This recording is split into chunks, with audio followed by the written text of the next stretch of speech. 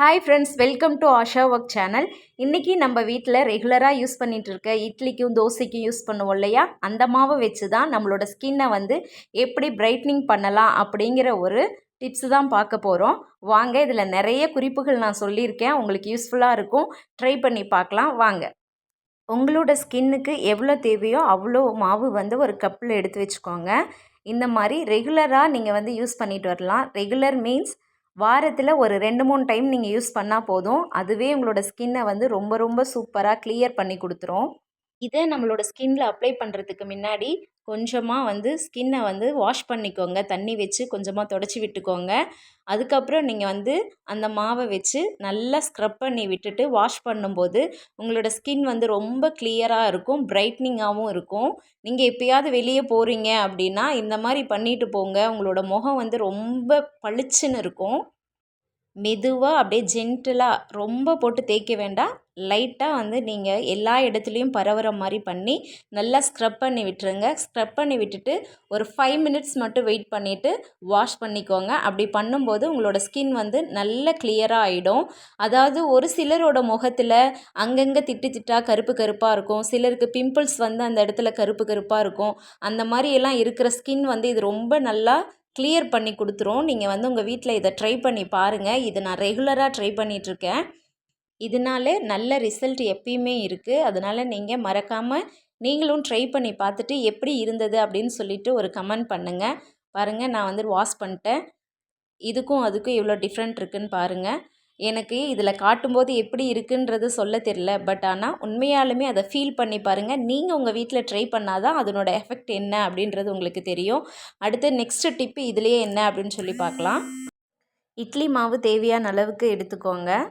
அதே போல் ஒரு ஸ்பூன் அளவுக்கு ஹனி வந்து அதில் ஆட் பண்ணி விட்டுக்கோங்க. ஹனி யூஸ் பண்ணுறனால நம்மளோட ஸ்கின்க்கு வந்து நல்ல மாய்ஸ்சரைசர் கிடைக்கும். அதனால தான் ஹனி ஆட் பண்ணுறோம்.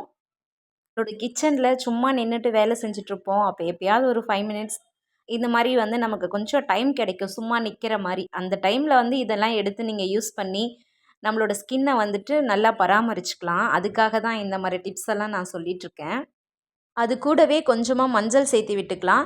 நீங்கள் எந்த மஞ்சள் வேணும்னாலும் யூஸ் பண்ணிக்கலாம். உங்களோட ஸ்கின்னுக்கு எந்த மஞ்சள் சேருமோ அந்த மஞ்சள் வந்து நீங்கள் ஆட் பண்ணிக்கலாம். அது 3ஐயும் நல்லா மிக்ஸ் பண்ணி விட்டுக்கோங்க. பாருங்கள், இப்படி மிக்ஸ் பண்ணும்போதே ஒரு கோல்டு ஃபேஷியலுக்கான ஒரு க்ரீம் மாதிரி கிடச்சிருக்கு. ரொம்ப ரொம்ப சூப்பராக இருக்கும் இதனோட எஃபெக்டிவ். மிக்ஸ் பண்ணி வச்சுட்டு நம்மளோட ஸ்கின்னை வந்துட்டு வாஷ் பண்ணிக்கணும். அதுக்கு லைட்டாக வந்துட்டு கையை வந்து ஈரம் பண்ணிக்கலாம். ஈரம் பண்ணிட்டதுக்கப்புறம் அதனோட மிக்சர் எடுத்து அப்படியே அப்ளை பண்ணி ஸ்க்ரப் பண்ணி விட்டுருங்க. இந்த மாதிரி நம்ம யூஸ் பண்ணுறனால நமக்கு ஸ்க்ரப்பிங்கும் இதிலே கிடச்சிரும். ஒரே டைமில் பேக் போட்ட மாதிரி ஒரு ஃபீல் கிடச்சிரும். அதனால தான் வந்து இந்த இதை வந்து நான் சூஸ் பண்ணேன். நம்ம இதுக்காக டைம் ஸ்பெண்ட் பண்ணி பியூட்டி பார்லர் போய் தான் வந்து நம்மளோட ஸ்கின்னை வந்து நல்லா வச்சுக்கணும் அப்படிங்கிறதெல்லாம் இல்லை. நம்ம வீட்டில் இருக்க, அதுவும் கிச்சனில் இருக்க திங்ஸ் வச்சே, அதுவும் ரெகுலராக நம்ம கையில் எப்பயுமே யூஸ் பண்ணிகிட்ருக்க ஒரே ஒரு பொருள் வந்து இட்லியும் தோசையும் நம்ம ரெகுலராக நம்ம வீட்டில் யூஸ் பண்ணிகிட்டே தான் இருப்போம். அந்த டைமில் அந்த மாவை வந்து நம்ம எப்படியும் அந்த பாத்திரத்தை கழுவ போகிறோம். அப்போ சும்மா கொஞ்சம் எடுத்து இந்த மாதிரி வந்து நம்ம யூஸ் பண்ணிக்கும் போது நம்மளோட ஸ்கின் வந்து நல்ல ஒரு எஃபெக்டிவ் கொடுக்கும். பாருங்கள், நான் வந்து ஃபஸ்ட்டு கொஞ்சமாக ஸ்க்ரப் பண்ணி விட்டுட்டேன். செகண்ட் டைம் வந்து கொஞ்சமாக அது மேலே ஒரு கோட்டிங் மாதிரி போட்டு விட்டு அப்படியே அப்ளை பண்ணி விட்டுருங்க. அது அப்படியே கொஞ்சம் நேரம் இருக்கட்டும். ஒரு 5 to 10 மினிட்ஸ்க்குள்ளே, அதாவது அது கூட 10 மினிட்ஸ் கூட அதிகம் தான் நமக்கு. கொஞ்சம் அது வந்து ஸ்கின்னோட காஞ்சிருச்சு, ட்ரை ஆகிடுச்சு அப்படின்னா நம்ம உடனே வாஷ் பண்ணிடலாம். எப்பயுமே நம்ம வந்து இந்த மாதிரி வந்து ஸ்கின்னுக்கு வந்துட்டு பேக் போடும்போது உடனே கொண்டு போய் அப்படியே ஸ்கின்னை வந்து டைரெக்டாக கழுவிடக்கூடாது. கொஞ்சமாக தண்ணி தொட்டு அந்த இடத்த வந்து நல்லா வந்து தண்ணினால் ஸ்ப்ரெட் பண்ணி விட்டுருங்க. அப்போ தான் வந்துட்டு ஸ்ப்ரெட் பண்ணி விட்டு அதை ஸ்க்ரப் பண்ணுங்கள். மெதுவாக திரும்பவும் அதை ஸ்க்ரப் பண்ணி விட்டுட்டு அப்புறமே வாஷ் பண்ணுங்கள். துடைச்சாலும் சரி, வாஷ் பண்ணாலும் சரி, அது உங்களோட விருப்பம்தான். அந்த மாதிரி பண்ணும்போது தான் ஸ்கின் வந்து டிஸ்டர்ப் ஆகாமல் இருக்கும். இல்லைன்னா ரொம்ப வறண்டு போயிடும். இந்த பேக் மட்டும் உங்கள் வீட்டில் நீங்கள் யூஸ் பண்ணி பாருங்கள். அப்படி ஒரு எனர்ஜி ஃபீல் கிடைக்கும். ட்ரை பண்ணி பார்த்துட்டு எப்படி இருந்தது அப்படின்னு சொல்லி எனக்கு ஒரு கமெண்ட் பண்ணுங்கள். நீங்கள் இதை ரெகுலராக பண்ணிட்டு வரும்போது உங்களோட ஸ்கின்ல வந்துட்டு பிளட் சர்க்குலேஷன் வந்து நல்லா கிடைக்கும். ஸ்கின்னும் வந்து சீக்கிரமாக டல்னஸ் ஆகாது. அதே போல் எண்ணெய் வடிகிற அந்த ஒரு இது வந்து அதிகமாக நடக்காது.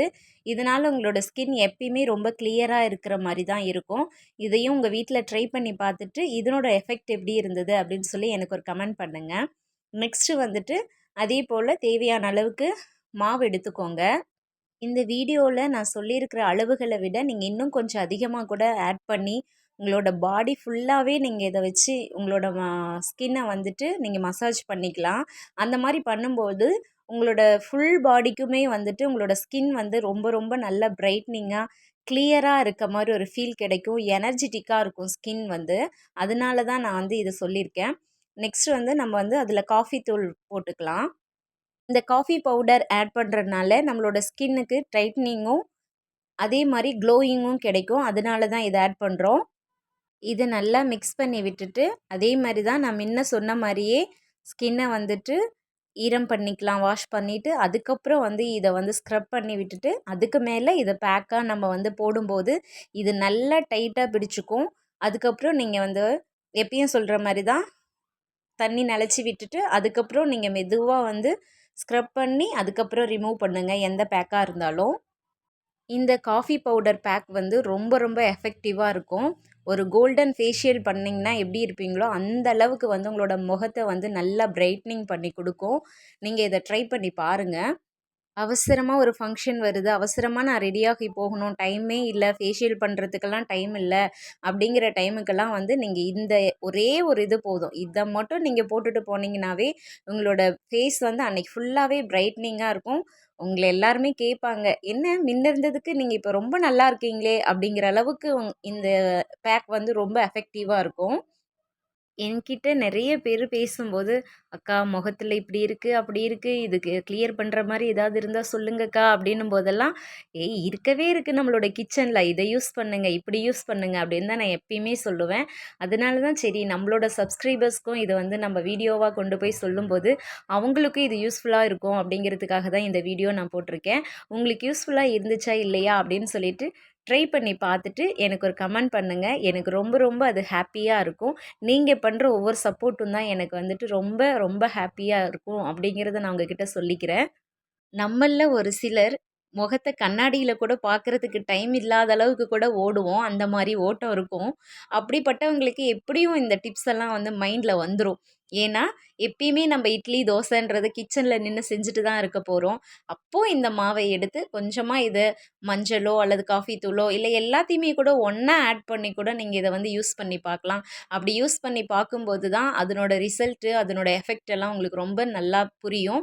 நீங்க அந்த திரும்ப உங்க முகத்த நீங்க கண்ணாடியில பார்த்து நான் இப்படியா அப்படிங்கிறத வந்து நீங்க தெரிஞ்சுக்கவே வேண்டாம். அந்த அளவுக்கு வந்து உங்களோட ஸ்கின்ன வந்து இதுவே கிளியர் பண்ணி குடுத்துரும். அவ்வளோ ஒரு நல்ல எஃபெக்டிவ் இருக்கும். இத நீங்க ரெகுலரா யூஸ் பண்ணிட்டு இருக்கனால, உங்களுக்கே ஒரு கான்ஃபிடென்ட் தானா வரும். ட்ரை பண்ணிட்டு எப்படி இருந்துச்சுன்னு சொல்லுங்க. ஓகே ஃப்ரெண்ட்ஸ், பாய்.